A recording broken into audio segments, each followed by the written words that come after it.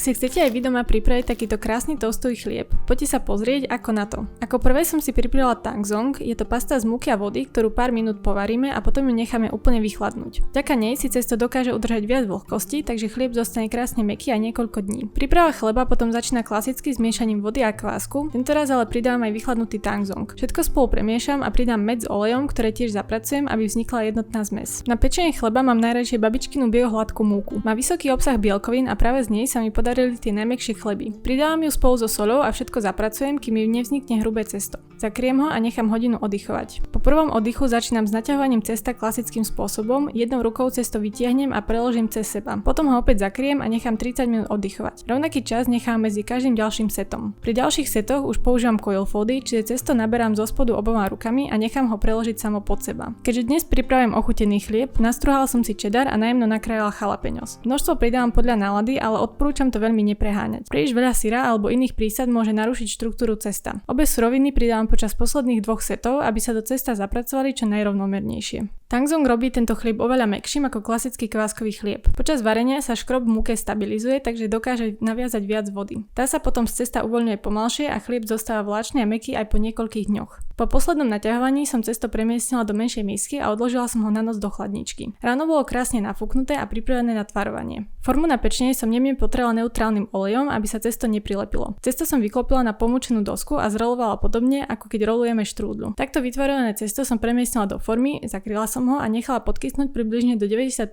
výšky formy. Mne to dnes trvalo asi hodinu, pretože bolo teplo, ale v chladnejšom prostredí to môžu byť pokojne 2 až 3 hodiny. Potom som spravila jednoduché zárezy, chlieb zakryla alobolom potretým olejom a išiel do rúry. Mala som celkom dlhú pauzu od pečenia chleba, ale presne tento recept ma k nemu vrátil, pretože asi neexistuje lepšia neskorá večera ako chrumkavý toast plný roztopeného syra. Teraz som zvedavá, aké ďalšie kombinácie príchutí by ste do takéhoto chleba pridali vy. Napíšte mi do komentárov a možno niektorú z nich vyskúšam. Pa pa!